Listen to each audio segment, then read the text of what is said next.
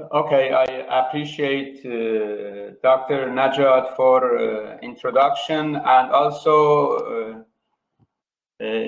he approached me to deliver this presentation. So my second appreciation to him for thinking to deliver this important topic to postgraduate students. Today, I am talking on soft skills, which are really missing in our formal education.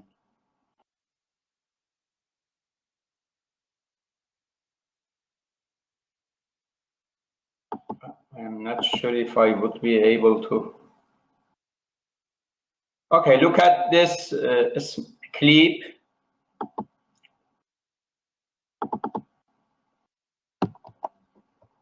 Just make sure if I can get calibrated.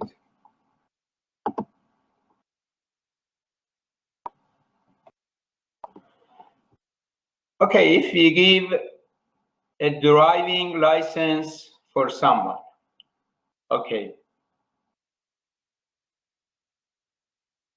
Let's see if he or she could be able to pass or manage such tedious conditions. Giving only a license for everybody doesn't mean that he or she could do so. If we simulate our life out of the university, it looks like something similar. With this clip, I would like to mention you that beside the formal hard skills normally we got at the universities through a schooling system, we need some additional tools or skills.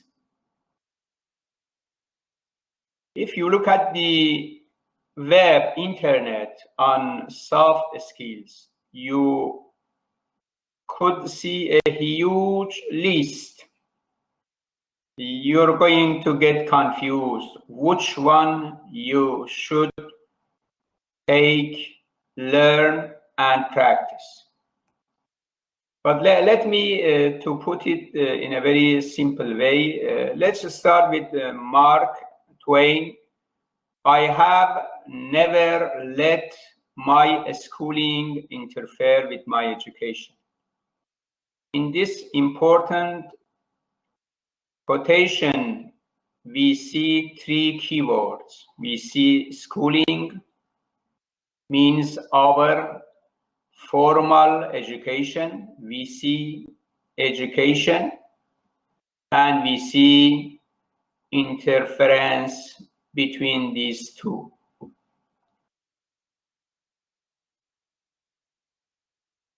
We can classify skills as hard skills, soft skills, and global skills. Global skills are the extension of soft skills at the international level. Let's go to definition. You heard about that, hard skills and soft skills. Hard skills are our formal schooling. If we enter to engineering program at any level, bachelor, master, or Ph.D., we all pass through one similar training. Hard skills are similar for all, very well organized, disciplined. The schools are responsible for that. We are all familiar with that. Our schooling system worldwide is doing that. The shortcoming here, you could easily see if we are as individuals different from each other. With one single program, not all our capacities can be addressed. Hard skills are easy to learn. You put a couple of years, let's say 4 years, 2 years, and you can easily get your degree. Those skills are delivered, I would say, through convective process. We have soft skills, very hard to learn. I call it here informal education. Why those skills are hard? Because they are specific for individuals. This means that those skills are taking into account the differences among individuals. Should be unique and tailor-made for everybody. And in order to address our abilities and our implicit potentials. Who is responsible? Individuals are responsible to develop soft skills. This is individual development plan. This means that everybody should have individual development plan beside the formal schooling.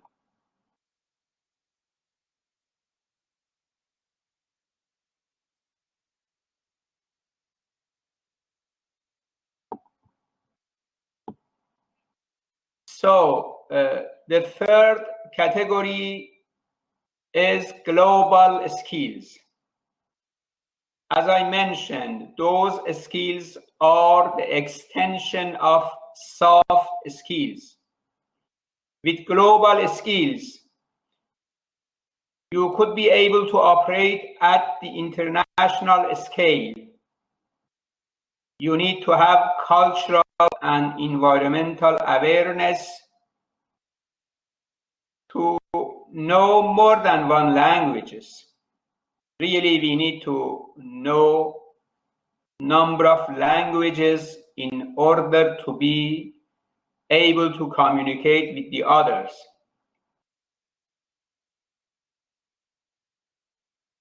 With the language you add to your basket, you can easily discover a new culture, new people, and you can increase your capacity to operate at a very big scale.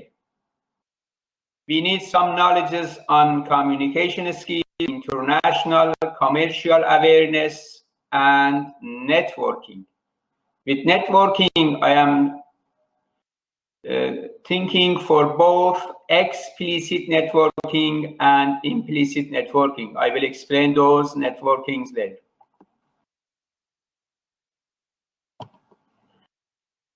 Sometimes you may see some other definitions for skills. For example, you see here T-shaped or pie-shaped or cone-shaped. But the same, you see here, for example, for T-shaped, you see hard skill is combined with soft skill. For pie, you see soft skill combined with two specialities. This means that some cases you may get 2 degrees, for example, one engineering, one in, let's say, finance. Or some people, not too much you could find in the world, may take various specialities. Again, we need to have broad general knowledge, I say it, soft skills, in order to bind all our skills, for example, here or here, in order to allow us to communicate with others. And you see any sort of the definition combines hard skill with soft skills with one way or another. Let me show you 3 case studies saying why soft skills are important and why we need to have our own plan for soft skills development. The first case study I am reporting here was conducted by Harvard University, was joint research by Carnegie Foundation and Stanford Research Center. You see here some important information. For example, in your left side, this is the needs of the marketplace, the workplace. If a firm wants to recruit, for example, an engineer, the managers are normally looking for individuals with 15% hard skills, and you could see here 85% soft skills. You see here the importance of soft skills, but where we can learn those big need in soft skills. Normally, we're not learning too much in our formal education system. This means that we need to have one way or another in order to develop our soft skills. I know that the universities are trying everywhere in the world in order to include some ingredients of soft skills on their hard skills program. But it's not really working. Why? Because soft skills should be tailored, and every individual should plan and should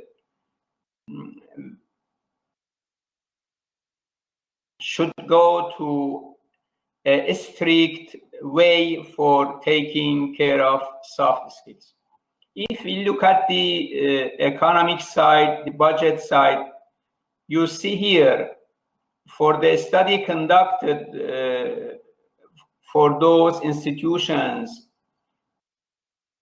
they are using around 170 billion US as their budgets. 72% of the money goes to hard skills.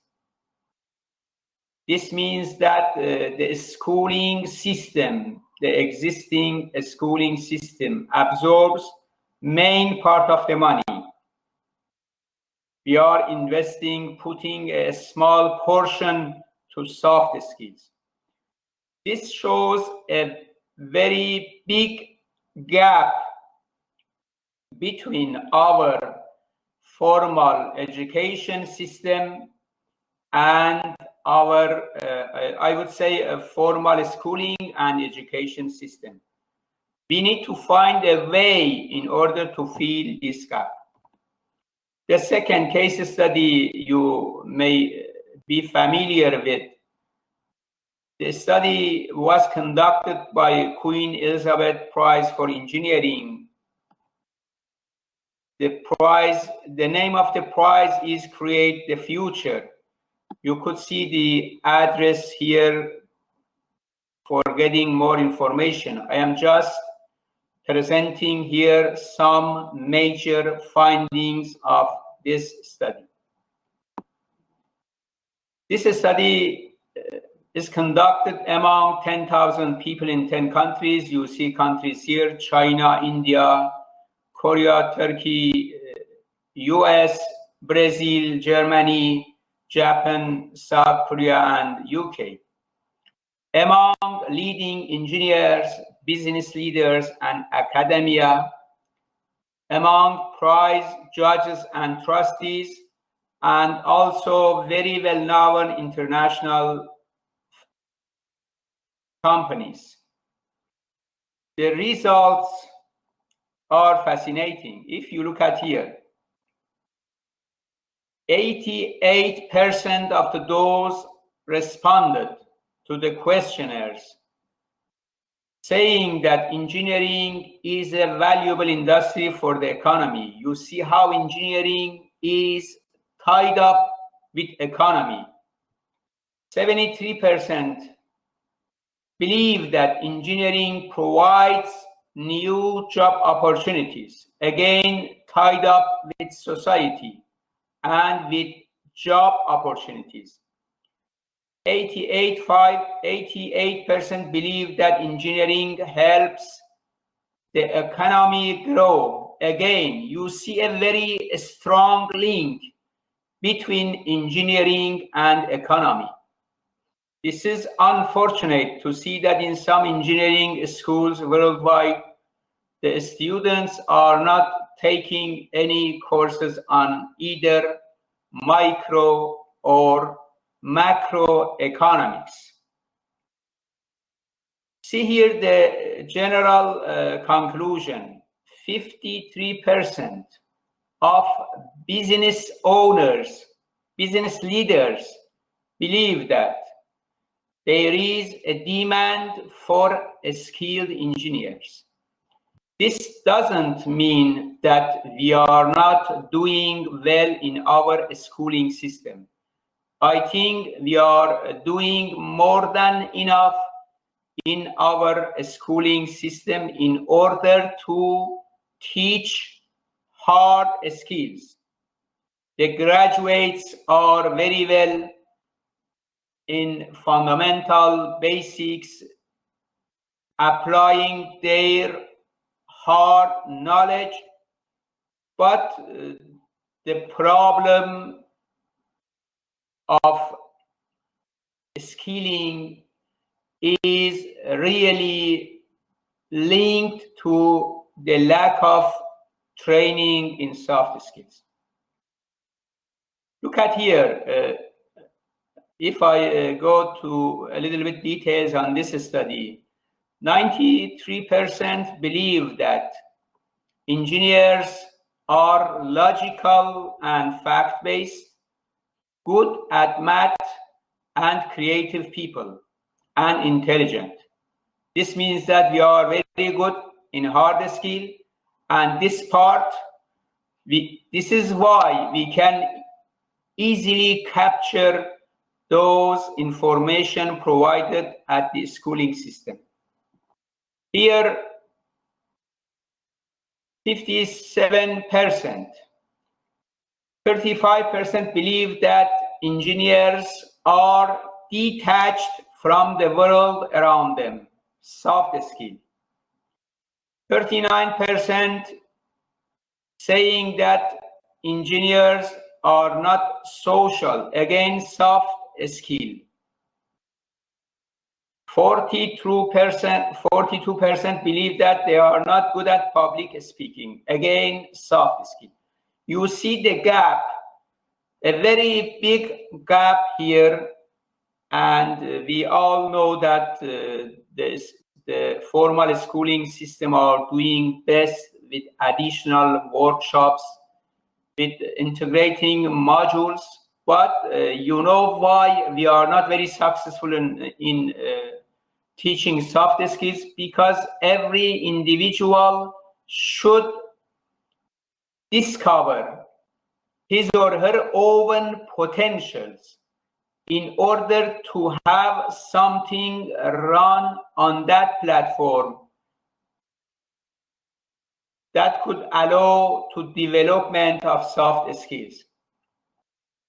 It's not really easy to plan, but it is again possible with some clues, with some messages I am delivering today, in order you start planning to develop your soft skills, but this would take time. This is not like hard skills to do it in 2 years, in 3 years, in 5 years, and then get certificate. This takes time to have all those skills very well practiced, and then could be shown in your behavior. The third case study I developed by myself through the data generated by World Bank. You know, the World Bank publishes data on yearly basis for 200 countries. If you consider a country as a system, they are trying to give 6 global indicators in order to compare 200 countries together. Okay, the data are available in the link you see here. Those data show the global indicators for the countries like accountability, stability, government effectiveness, regulatory, rule of law, and control of corruption. I am only taking one single criteria, one single indicator as government effectiveness. You're familiar with the term of effectiveness. When I say here government effectiveness, this shows the quality of services offered by government to the public. Okay. The data are available for 20 years. I have taken here data from 96 to 2017 in order to give you an idea about the importance of soft skills. I have taken 3 countries. Country A is developing countries, country B in the middle, and country C is developed country. You have seen in previous study 10 countries studied in Queen Elizabeth Prize. I have taken the average of the government effectiveness for those countries and put it here. For those countries, you have seen the lack of soft skills in those countries as well. They have reported 80% as the government effectiveness. This means that, again, there is a good place for improvement, 20% more. This means that 20% of the capacity of the government in those countries are not properly used. If we look at the countries here, for example, you can see 2 terms. You see here for the countries with a low government effectiveness. For example, here the average is around 40-45. This means that 55 to 60% of the capacity of that government has not been used properly. That is why they generate less GDP. The countries you have seen here, I put the countries with the same population, let's say 100 million, A, B, C. You see they are generating different GDPs. The GDP is closely correlated with effectiveness, and effectiveness is closely correlated with soft skills. You see again here a very big gap. I think with 3 case studies, I have shown you the importance of soft skills. So we need to look for solution tailored for every individual. So we need to couple hard and soft skills in a very smart way in order to be able to pass the difficult recruitment path in order to reach the right employers. Let's back to definition of the classification of hard and soft skills. Hard skills are the degree you earn at the university, the languages you learn, the skills you get, and also the, let's say, micro skills like the typing. I put it here because even these days I see the people are using only 2 fingers instead of using their 10 fingers to save their time. I have selected here 5 categories of soft skills. I am not going to take our soft skills listed here. As an individual, we're not going to need all. We need to discover, to find out which skills are well fitted or well suitable for us. I am talking here about time management, multitasking. Those things are based on the way you manage your time, communication skills, team and leadership, and flexibility. This is our daily life. We are really dealing with multitasking. We really need to have priority list to put weight on our activities on daily basis. Look at, for example, here, the relation between a student and faculty members. 1 week before deadline, you see here in this picture. Okay, the student saying to his supervisor, did you take a look at the draft I sent? For example, draft of paper, you're as graduate students. Supervisor, what draft? A student.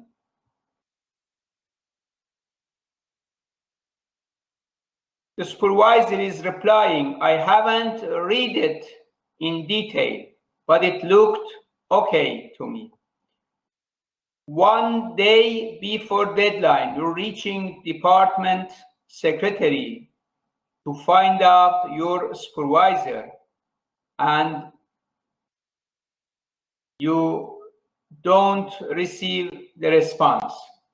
And just before the deadline, you see a lot of correction on your task. This means that we need to pay attention to 2 things. We really need to consider the activity or the load of the other people we are working with them in order to make sure for meeting the deadlines. Look at this one. Sometimes we fail to meet, to make the arrangement on time and trying to approach the supervisor. You could see here from the student windows various definition of the way the door of offices for faculty members looks like. I may or may not be in this continent. I am probably in the meeting. I just walked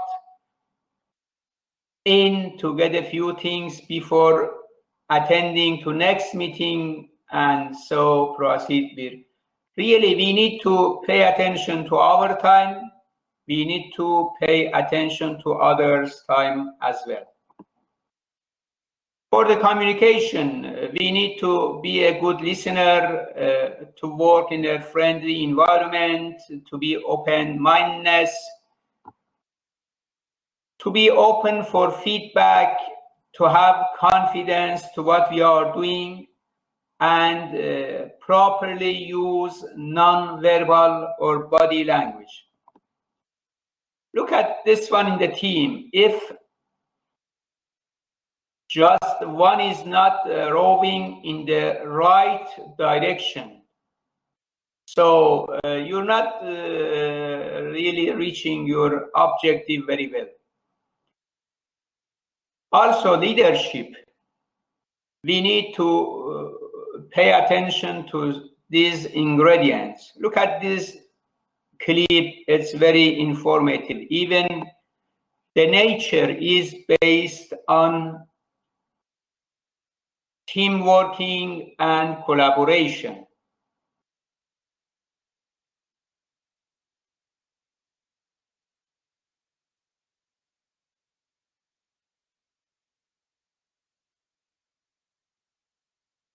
You see very well, we are stronger when we work together in a team. Also, if you're working together, you can add the diversity. Different people could bring different complementary ideas. And also, what we need as graduates these days is the flexibility. In a real life, the chain of various events can be happened. You need to have a very well self-management plan, good decision-making routine, to be positive, open, and also in some places you need to keep calm and silence.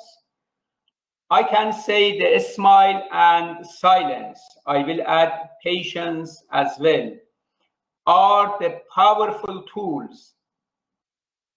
A smile is the way to solve many problems, and silence is the way to avoid many problems. You see very well here, we have a lot of things in our basket, but we are not really using them very well in right place. Why? Because we didn't make enough practice. Why we're not making enough practice? Because we don't know their importance. Also, the global skills, you need to have the global awareness.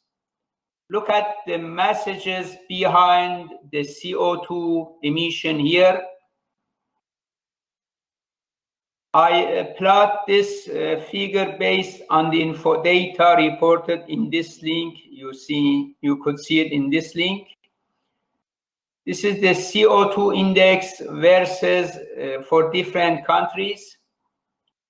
And the index here I have defined as the share of CO2 cake per population cake for a country.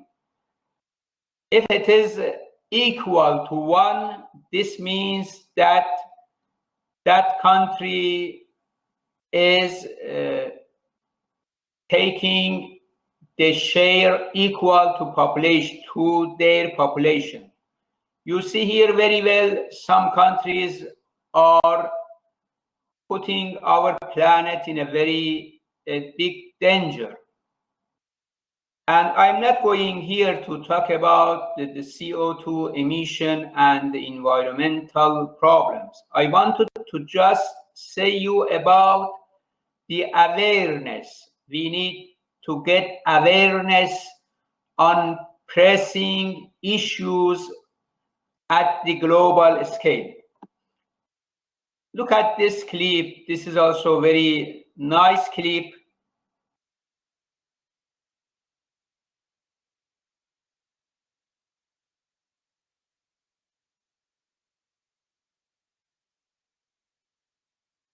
You see nicely how even the animals are helping us. Do we understand that we need to collaborate with them? We need to understand their role in our life, in the nature. We are not really treating them as they do treat us. Look at this one.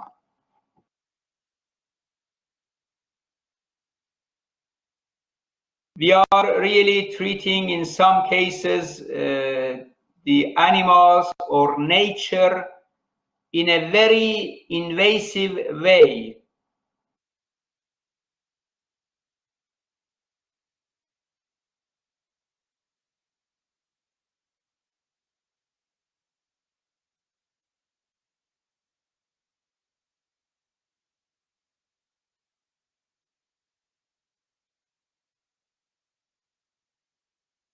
It's important to understand some issues at the global scale, the way to deal with the nature, with other people, with all individuals, I would say, with all countries. You know, we need to have some sort of global understanding. This is also very important to understand circular economy. I would say if we are just trying the nature, the planet. If we take here 100, for example, as the input, we are only getting out 25% as a goods or services. We are wasting 75%. By that amount of the waste, we are destroying the planet. That is why we need to understand the ways to treat the waste as raw materials, and instead of taking the resources from the planet to recover waste to chemicals, waste to added materials, in order to save the whole planet. Understanding those things at global and local and also at meso scales are very important for those willing to do the job at global scales. And also you see here our indifference to humanities. Even I can say those could be well understood and applied as skills in order we can understand the messages and not abusing the technology. You see here we are easily abusing technology. We are not paying attention to environment around ourselves. Okay, let's come back to the study conducted by Queen Elizabeth Prize. They are saying that in next 20 years, the engineers would be responsible for solving the world problems, would be the prime responsibilities of engineers. This means that we have really to improve our soft skills. We have to find an efficient way in order to integrate our hard skills with soft skills. Of course, the schooling system has the responsibility to look at different ways to create workshops, find different ways, or to encourage students to have their own individual plan, to add more ingredient on economics, global issues on the curriculum in order to allow us for reaching to that point. Okay, so you may ask now, the problem is clear. We all know the importance of soft skills based on the studies reported here. So how can we start? What is the starting point? I can say the starting point is to connect to yourself. There is a voice inside of us that is with us all day long. For example, we say, I feel this is right for me. I know this is wrong for me. No teacher, no preacher, parent, or wise man can decide what is right for you. Or this is why we need to listen to the voice that speaks with you from your inside. This means that we need to get connected to ourselves. We are all know ourselves better than the others do. This is why we need to get connected to ourselves. Is it easy to get self connection? No, it is not easy. Let's propose some practices. This is really needs reading, practicing, reading, practicing. Okay. Of course, if we look at the life of big people who have had influence in their ages, this could really make a big difference.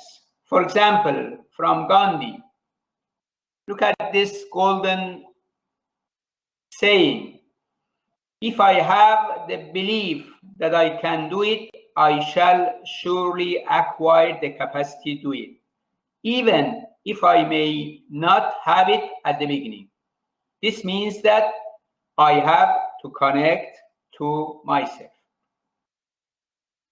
So, is it possible to find some best practices? I call it best skills practice, BSP. Yes, it is possible. We need to take care of our time management. How? We can take a look at the literature. We can look at the biography of big names, top people. Those had the big influence on the humanities, on science, on industry, big entrepreneurs.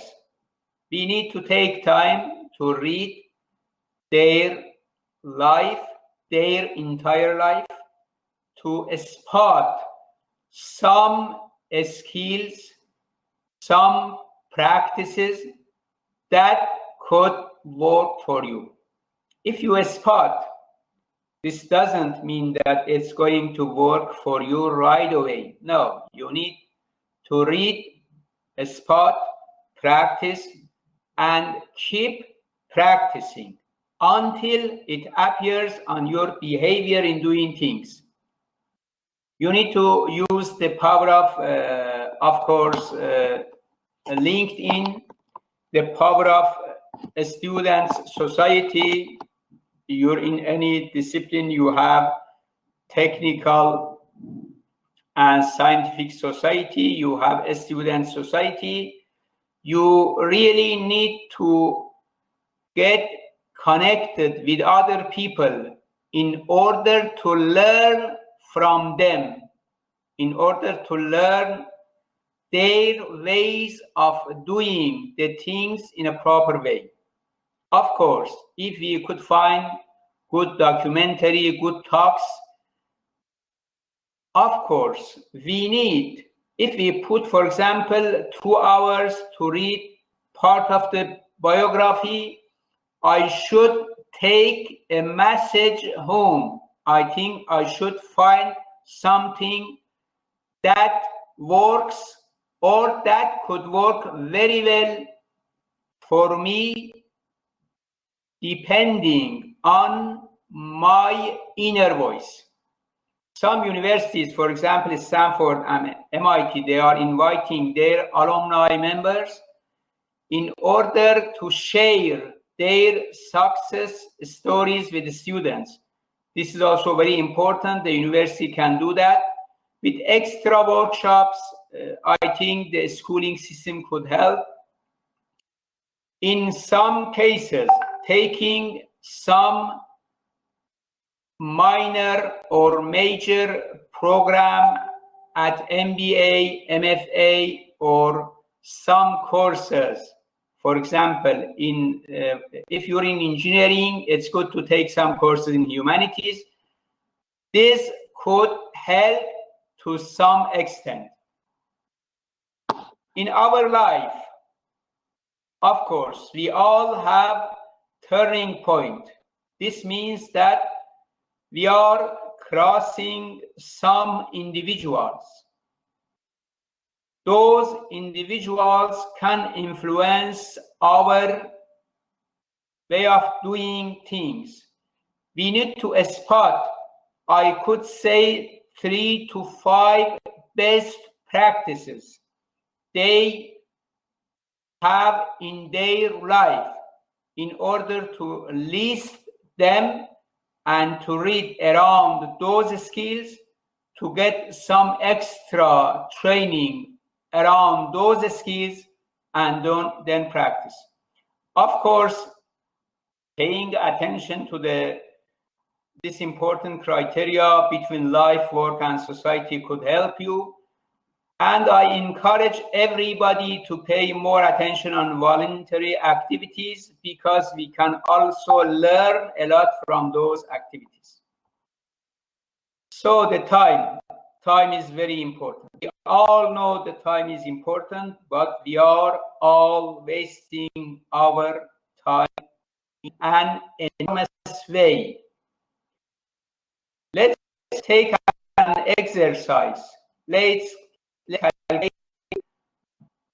take 1 day from our life and calculate the effectiveness of time usage and take it as a starting point and then practice it. Read on this subject to see what the others are doing, and I would like to say keep practice. Today, I am not giving you more additional information. I am trying to put more focus on those issues you know they are important, but today I wanted that you put more importance on those, but not too much. You just need to spot few of them. Few of them, if few of soft skills, few of them are very well developed, you could be able to capture the others very easily on this base. Okay, you see, we do a lot of things in our daily life to waste our time. We have a lot of activities daily. We're not going to do all of them from as they arrive. You know, we need to put priority lists. We need to have priority lists to do some of them, but in a right way. We need to get connected. We need to get connected explicitly and implicitly. This means that we need to pay more attention to informal networking, to get connected, to spend time with our friends, to spend time in webinars, in conferences with the people. You know, if we get surrounded by successful people, your thought could be the average of those 5 or 10 people surrounded you. If you get surrounded by right and successful people, this means that you will get a big influence from them. Let's look at some points in the biographies. For example, this is taken from Bill Clinton biography. Jan is a Harvard University professor, was the only man I would ever met who ate all of an apple, including the core. He said all the good minerals were there. He was smarter than I was. Who is saying that? The president. So I tried it. Once in a while, I still do it with fond memories of Jan. You see, in a very small fact, 2 big names are involved. You can get a very strong message from a very short quota. Look at the other one. You see soft skills everywhere. Al Gore, you all know. Al Gore helped me. This is also taken from the Clinton book. Al Gore helped me a lot in early days in the office, encouraging me to keep making hard decisions. You see the hard decisions here, and put them behind me. You see here, you sometimes in your life, you need to make hard decisions. Put those decisions behind yourself. Mostly in the early days, you're starting a job. This is a very good messages if we can take it and read it more around and practice it until a situation arrives and you practice it really, and then you will learn it. Look at the second one. Professor Rahmat, I feel really bad to interrupt because it's so interesting and the flow has been really great.